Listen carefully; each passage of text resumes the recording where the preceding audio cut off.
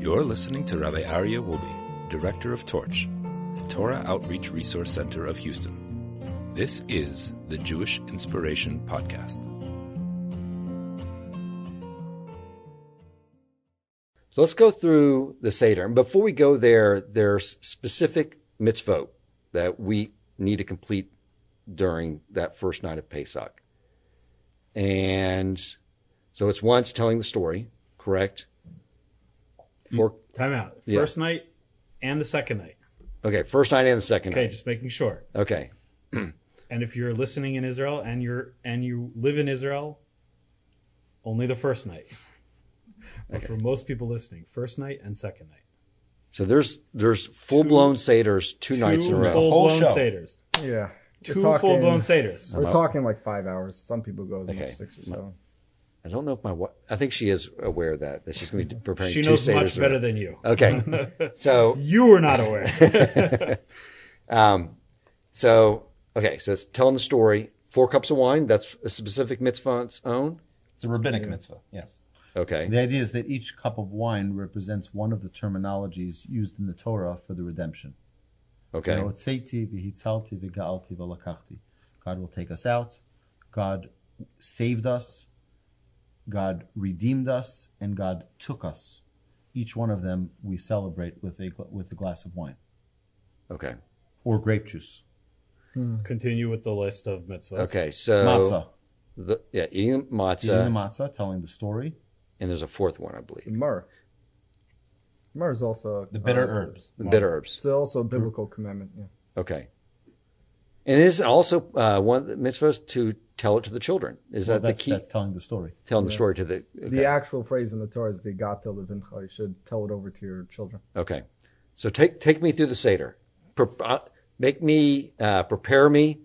If I don't do a good job, it'll be your fault. So lay it on me. How do I do this? I'm going to do something which is very unconventional.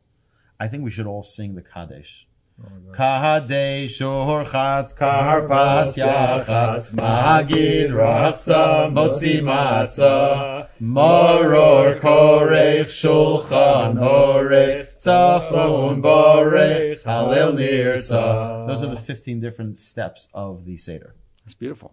Boom. So now you'll review it. You can't come over to my house and sing And that. sing it It's for like you. an a cappella band. That was beautiful. If you pass me the Haggadah right there, I'll show you that right at the beginning. It's one of the things that traditionally our children would sing, and you have the list right over here on Okay, so I page need number to- 20. This is an ancient thing, by the way. 23. This started in the times of the Talmud already. That they would sing it. Right. Yeah. So this is the 15 orders right there. Okay. And is that what you just? Exactly what we just sang. Oh, beautiful. Okay. All right. So Rewind, replay. just On halftime, let's Steve. sort of give an overview summary of the Seder. Whoever wants So to go you can first. start with the first one. What's the first one? Kadesh. Okay. Kaddish, which is what you just did. It's The Kaddish isn't the singing of this. okay. That's little like song. the bracha. Right. The Kaddish is the Kiddush that we make also for Shabbos But and he other explains right holidays. there in the middle what each one is. Okay. Just to our friends who are Yeah. watching this, we recommend you get a good Haggadah. Any of the art scroll Haggadahs are terrific. There's also Mezeka just put out a new Haggadah. Feldheim has a great Haggadah. Right? Any Haggadah. You don't like Maxwell House? Yeah, I was thinking that. I love Maxwell House coffee on Pesach when it's the only option. Good answer. You got a free advertisement there, Maxwell, so don't sue me. So some of you going through so this is basically the order. This is everything we're doing right here. Exactly. Okay. So and so you're saying that bracha, you're singing it. It's not a bracha. It's just we're just just a- reading off all of those names. Okay. Kadesh or Kadesh is yeah. Well, Kadesh will be a blessing. Yes, we're going to make Kiddush. Okay. We're going to sanctify the day. Okay. So it starts with a cup of wine. Yeah, Yeah, a couple of that's Okay. the first part. And actually, this year it's also going to include the Havdalah, the separation between Shabbos and the weekday. So there's like a On the first night, I thought the Havdalah would wait until No. Monday. So because this year Pesach immediately follows the Shabbos, Right. so we have to make Havdalah between Shabbos and even a holiday. You still make a Havdalah. It's an abbreviated form. You don't have the spices. You don't smell the spices. Okay. You just have the flame, and you make a blessing on the flame and a blessing on the separation. So you between- do light the Havdalah candle. Well, you don't light it. Yeah, but you Here's take a from small holiday law that's Okay. important. Okay. You can, from an existing flame, Right. you can light a new flame on a holiday, right? Right. So now let's just play this out. Okay. You take your Havdalah candle and you go over to your stovetop, which is an existing flame. It's been on, right? Right. Or you have a yahrzeit candle. You have an existing flame. You go light your Havdalah candle. You make Havdalah. Okay. Now you're holding your Havdalah candle. What are you not allowed to do on a holiday? extinguish. You can extinguish that flame. Right. So you're going to have a long time holding that Havdalah candle. It's going to create quite a problem. Right. So instead of using a Havdalah candle in a Okay. situation like this, when you have a Shabbos and then a holiday, you use just 2 candles that you're able to hold together Okay. for Havdalah, and then you just place them down and let them burn out. Place them on the table. Put They're them on the beautiful. table and use them on You your put thing. them by next to your the candles that you lit for the holiday. Right. You put them You in a could safe put them place. in the place where you had the Shabbos candles. Put them from in the a safe previous night. place, but that is why you do not specifically don't light your Havdalah candle, because you're going to be stuck. You'll be stuck A with a big pile conceptual of point wax. as well, the actual blessing for Havdalah is modified as well. Normally, after Shabbos, we'll say, Baruch Atah Hashem, blessed are you Hashem, HaMavdil ben Kodesh L'chol, who distinguishes, separates between holy and the profane, the mundane. But here, since we're not moving into the mundane world, we're going Right. straight into a Yom Tov, we're going to say ben Kodesh the Kodesh. He distinguishes between holy and holy. So but we do make that Havdalah because we are moving down. Despite all of the fanfare that Pesach has and all of the holidays that are so incredible, like Rabbi Wolbe said, Shabbos It's the holiest day of the year, it's the holiest. even So- though it happens 52 times a year. Right. It's amazing. So we are going to be descending a little bit in the holiness, but so there is that distinction. But we say Ben Kodesh the Kodesh to indicate that we're still moving into a holy day. Okay. Great. Okay, so you start with Kiddush, Okay. right? And which includes in this section Havdalah, and then you move straight into washing your hands. What's the next Right. thing To on the list? washing Yeah, your hands. so Go ahead, you Orchatz. could read it. Yeah. Orchatz, So you wash your hands and then the carpus. and then we eat the karpas. Very good. Okay. Orchatz, just an important note. Normally, when we wash our hands, we make a blessing. Yeah. Al Netilas Yadayim. Not this time. Why? So Oh, no bread. No, it's still. yes. Well, it's. I mean, it's still matzah. You're correct. It's because we're not washing for bread. The actual reason that we're washing is because in a moment with karpas, the next thing we're going to do is we're going to dip a vegetable in water. And this is actually a fairly little known halacha law, that anytime that you are touching and eating vegetables that are wet, you should wash your hands just like you would for bread, but with no blessing. Okay, so the yadayim is for right before you eat bread. Correct. Now, does it apply right before you eat matzah? Yeah. Yes. Yeah. Okay. It's just here, the next thing you're doing is you're eating. Yeah, spoiler, it's going to be one of the steps. Okay. Yeah. And also, when we're washing our hands, we're actually, there's also the symbolic idea that we're elevating ourselves, because water, just like entering and immersing into a mikvah, into a body of water, Okay. has that ability to elevate us and to reconnect us to the source, our source, which is the water, which is the Garden of Eden, which is all these ideas are spoken about a lot. But the idea of washing our hands is returning our hands to that source. So the food itself also needs a bit of elevation as well. Okay. So we dip the food in the salt water to elevate the food as well. Okay. Just a small, simple, symbolic idea. And if my memory serves me correct, but there's probably more deeper meaning, the carpus. It's a green vegetable. It has to be a potato. No, Oh, really? Not have to be a I potato. like never have potato. There's a huge debate about what you're supposed to use for karpas. People have different traditions. Right. It actually, it just says here a vegetable. A vegetable. It leaves it up Okay. to your tradition. Okay. And if you don't have a tradition, what do you do? Potato. Of course, because Rabbi Chaim said it has to be a potato. So what do you guys? I happen to like the potato more, but my wife's family never did a potato. They did celery. That's what we do. Yeah, so And I'm like, why celery? Like, literally nobody likes celery. I think that's the Why? reason. But maybe that's why. So Maybe you that's don't need a lot specifically of why. Well, I first of love all, potatoes. But what- Potato you don't- chips. It's We want our representing kids something to with the question salt that, water, right? right? What? So We want our there's kids to two question there's it. two symbolisms here. There's many symbolisms here, Okay. but I think a simple one is, and maybe not for potatoes, but the idea of having there are many customs that it's celery, parsley, a green leafy vegetable, something Yeah. that you can actually see the life in it, the green, the freshness. Right. And it's really putting you in a frame of mind of, this is the springtime. Right? Okay. We can only access these type of food when stuff starts growing again. Okay. And so this is the springtime of our Judaism. We're experiencing a huge burst of growth here at the Seder. Right. So we have that immediately at the beginning is like set the tone for the Seder. I am in growth mode.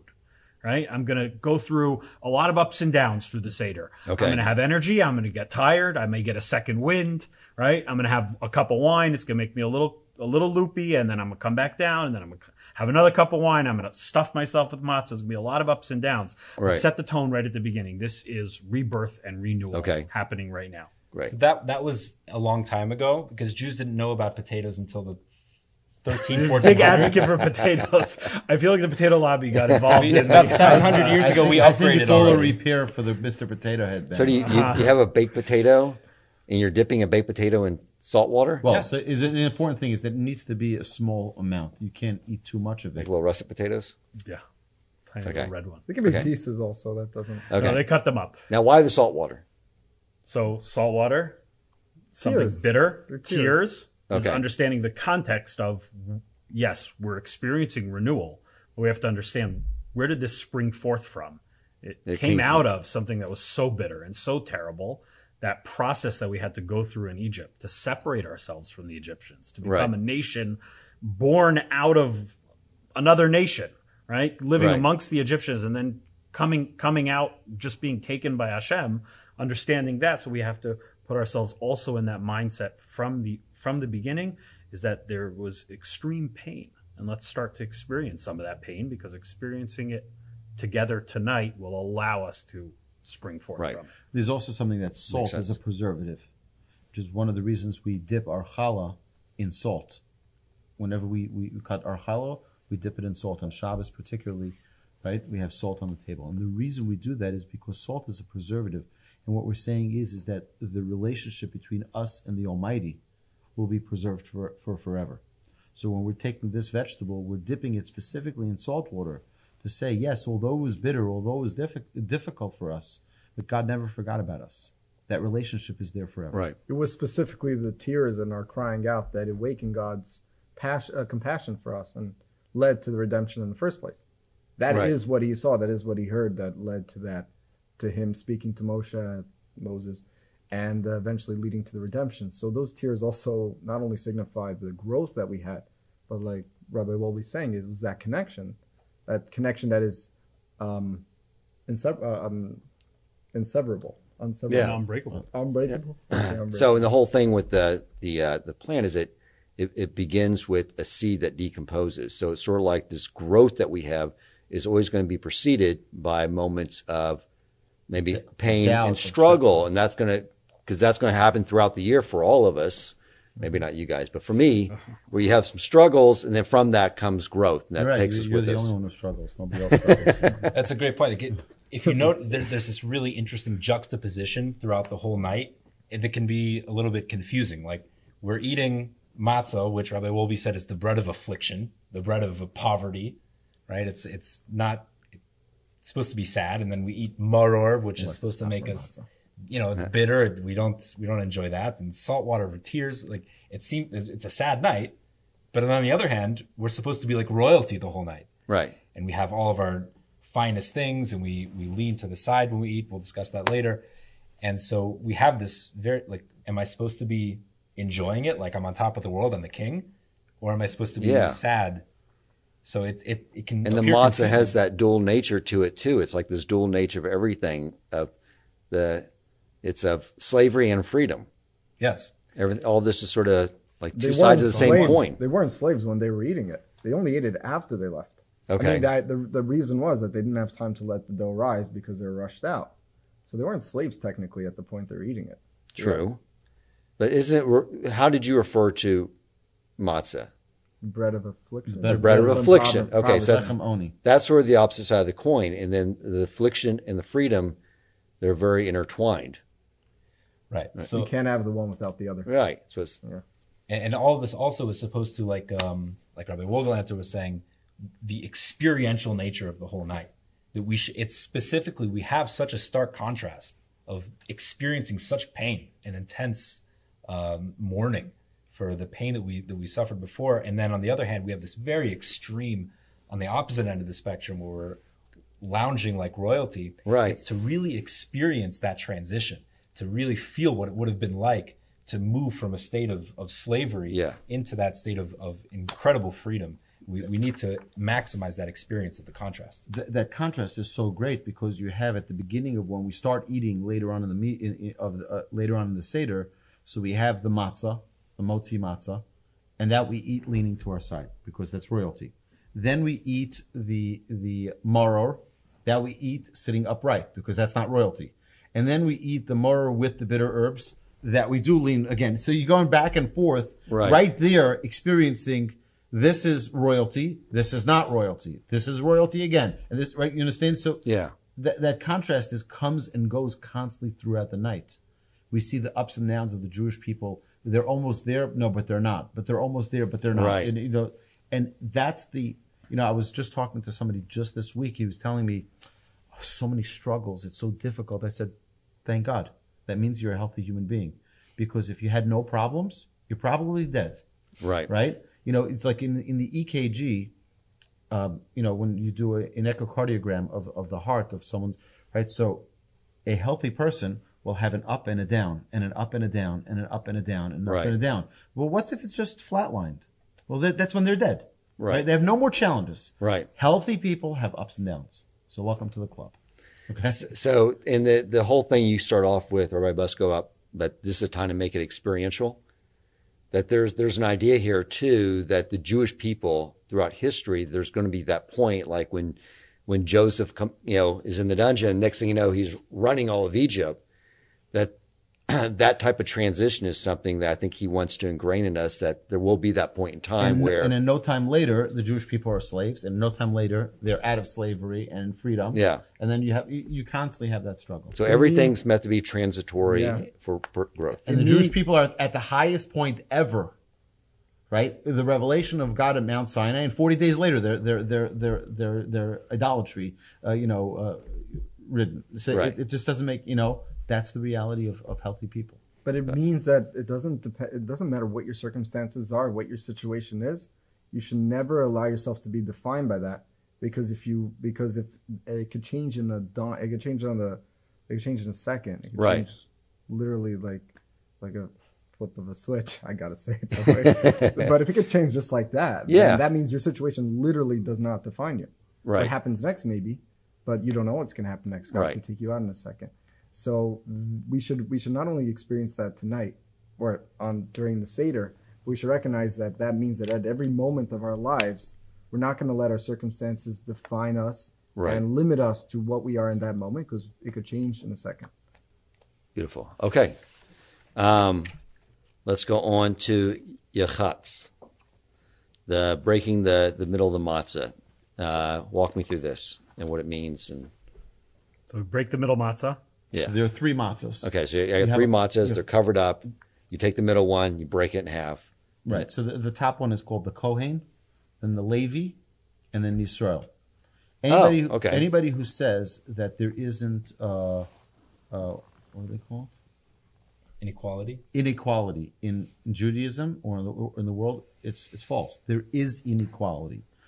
You will never get the first aliyah in the synagogue because you're not a Kohen. Neither will I. Right. Only a Kohen will. The second aliyah is for a Levi. The Kohen are the prominent, okay, the most prominent. And then is the Levi, and then is the Israelites, the majority of us. Are you a Levi? No. Look, we're all Israelites here. We're only going to get the third aliyah and down. Okay, we're never getting the first 2. That's the reality. Right. So, sit down. Back to the matzah, right? We have 3 matzahs. We have the Kohen, the Levi, and Yisrael. We take the Levi matzah, right, and we crack it in half. Why the Levi? Rabbi Wohlgelernter will explain that. Wait 1 second. Why are we cracking a matzah, first of all? Okay. Yeah. And why is it? What are we doing? Let's just talk about what we're actually doing. Yeah. Rabbi Chaim wants to say. No, it sounded like you have something to say. No, I'm just posing a question. I'm saying, like, before you get the symbolism. The purpose for cracking the matzah is we're simultaneously doing two things. With these two pieces, the bigger half we're going to set aside for later. That's going to be the afikomen. Okay. That we're going to hide and eat for dessert, yummy dessert at the end of the night. Right. Right. The smaller half is going to be what's called the lechem oni. That's the matzah that we're going to eat, which represents the brokenness, the bread of affliction, and that we're going to make the hamotzi on, the blessing for hamotzi, together with a full matzah as well.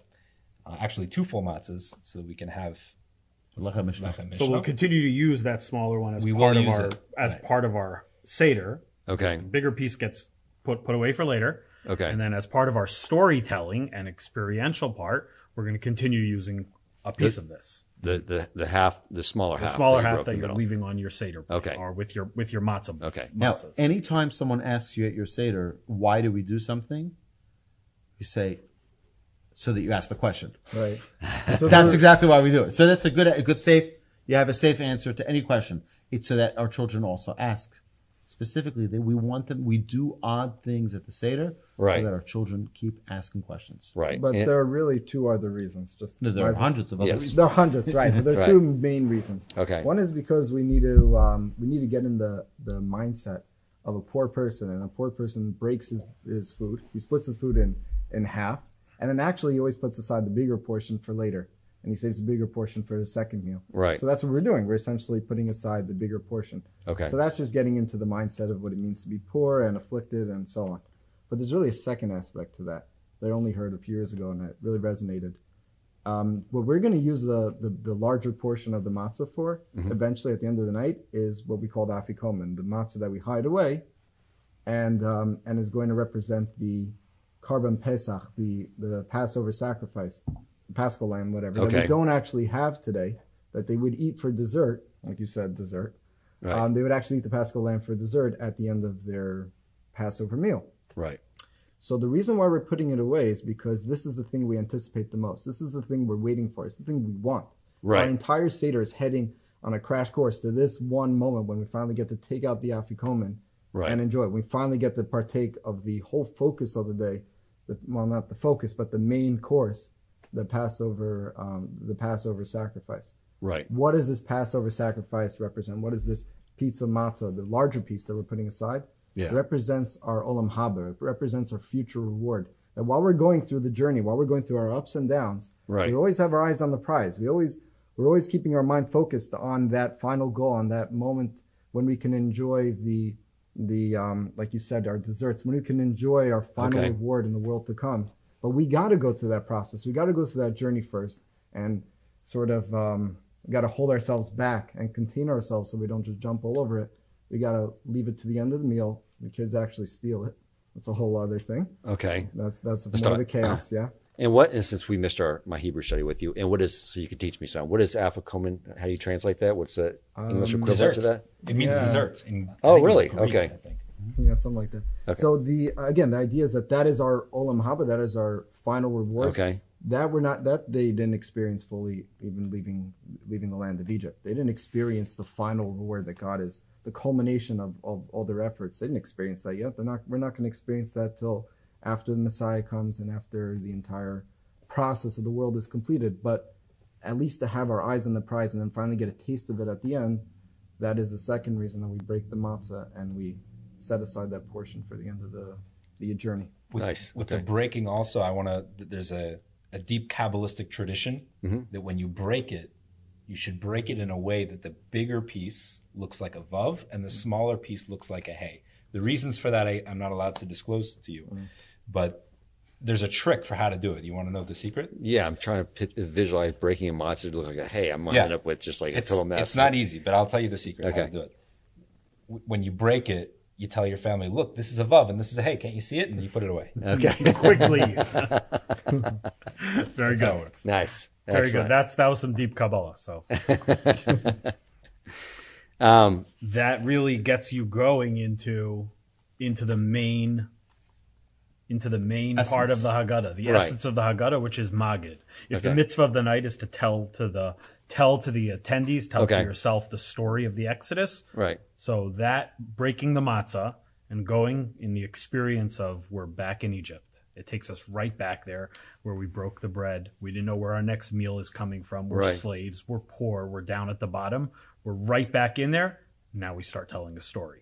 We enter into the section called Magid, which is the wordiest part of the Haggadah. Right. But it's like that, set up like that, because that is where the storytelling happens. Right. That is exactly where the magic happens, is in Magid. Again, use everything to frame your mind, to get your mind to a certain place, and understand that every time there's an action in the Haggadah and something like that, Yeah. it's meant to be focusing you, getting you into a mood for the next section as well. Okay. So that's exactly what we're doing.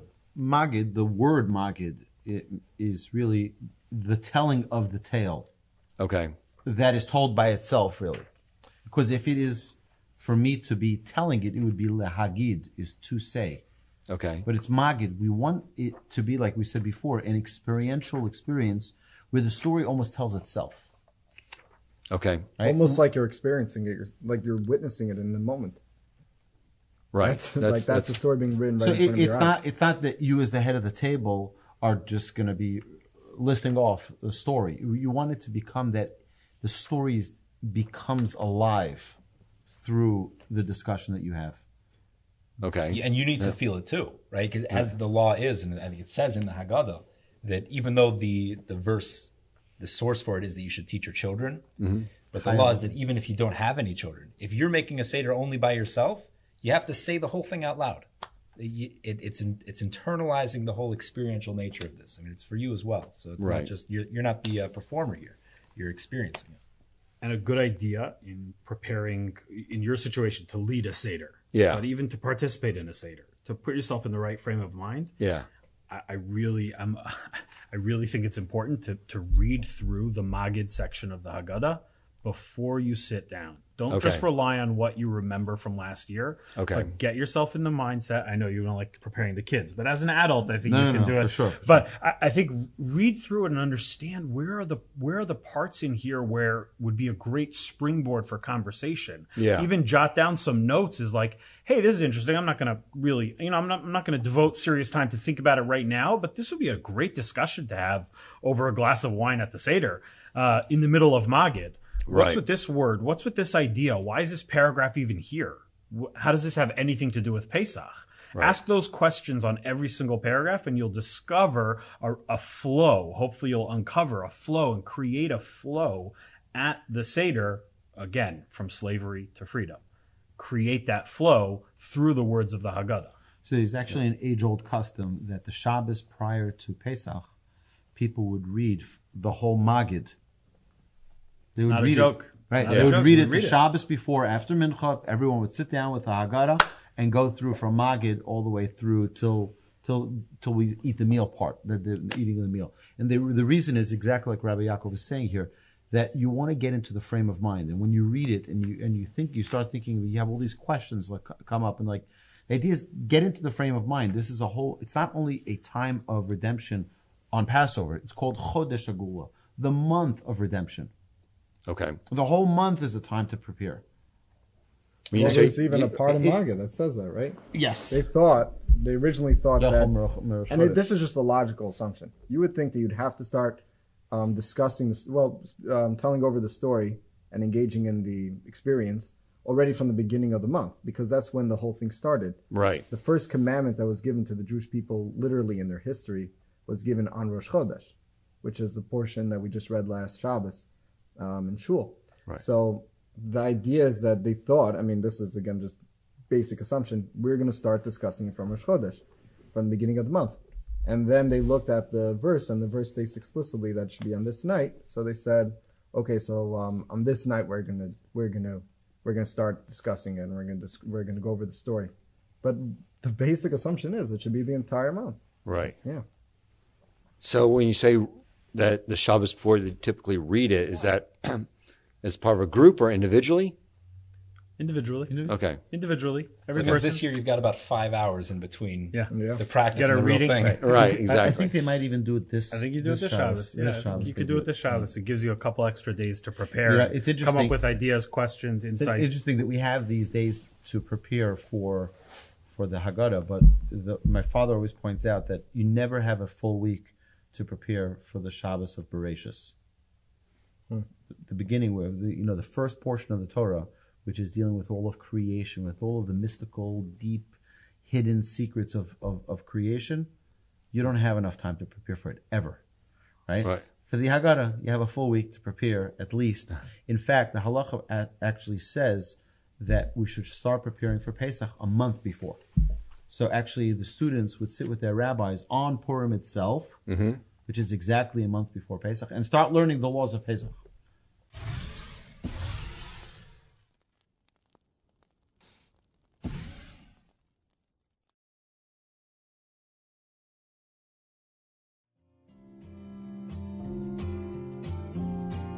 You've been listening to the Jewish Inspiration Podcast, a Torch production.